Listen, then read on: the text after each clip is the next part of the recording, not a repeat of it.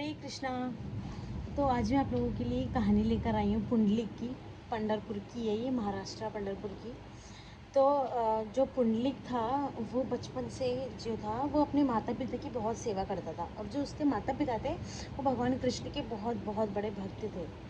पुंडलिक जो है वो बचपन से ही अपने माता पिता की बहुत सेवा करता था, बहुत मतलब सत्कार और हर हर चीज़ उनकी, हर रिक्वायरमेंट उनकी पूरी करना बचपन से ही उसकी आदत थी। बट लेकिन जब पुंडलिक की शादी हो जाती है तो पुंडलिक की जब वाइफ आ जाती है तो पुंडलिक जो है वो बहुत ज़्यादा उन लोगों के साथ मिसबिहेव करने लग जाता है, और उन लोगों को सोचता है कि मैं इनको घर से बाहर निकाल दूँ। शादी होने के बाद पुंडलिक जो है वो बिल्कुल बदल जाता है। लेकिन एक बार उसके पुंडलिक के जो माता पिता होते हैं वो लोग सोच लेते हैं कि अब वो लोग यहाँ नहीं रहेंगे, वो काशी में जाके रहेंगे। तो पुंडलिक कहता है ठीक ठीक है, फिर हम भी चलेंगे लेकिन आपके साथ।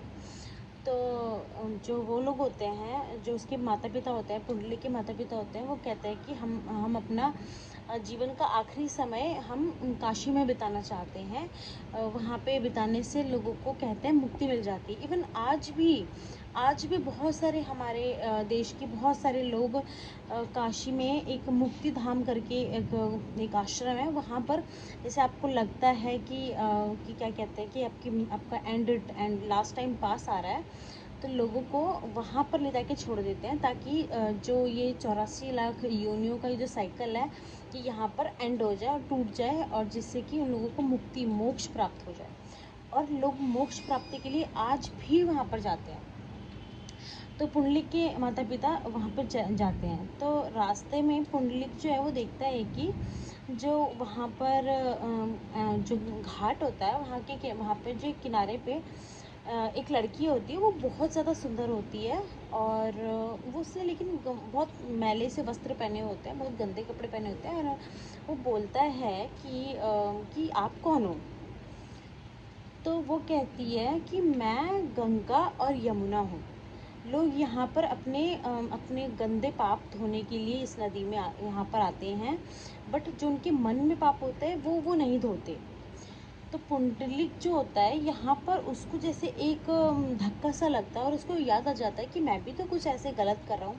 उसको फिर अपना पुराना टाइम याद आ जाता है कि मैं भी तो अपने माता पिता को पहले इतने अच्छे से रखता था, और फिर पुंडलिक जो है वो पहले जैसे बन जाता है।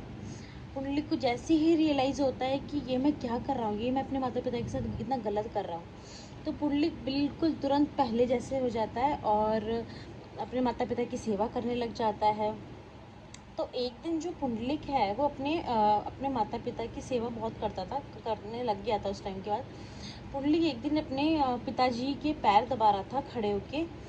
पुंडलिक की सेवा से भगवान इतने प्रसन्न हो जाते हैं कि भगवान उससे मिलने के लिए उसके घर आ जाते हैं।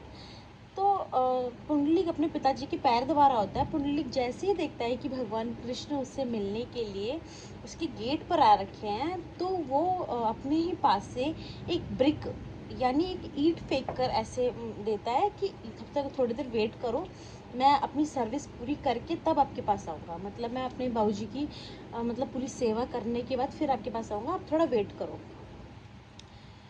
एंड वो भगवान वहाँ पे वेट करते हैं, ठीक है। फिर जैसे ही उसकी सेवा पूरी होती है वो भगवान से जाके मिलता है, और फिर जो पुंडलिक से भगवान वरदान मांगने के लिए कहते हैं, तो पुंडलिक कहते हैं कि मैं चाहता हूँ कि आप यहाँ पर हमेशा के लिए विराजमान हो जाएं।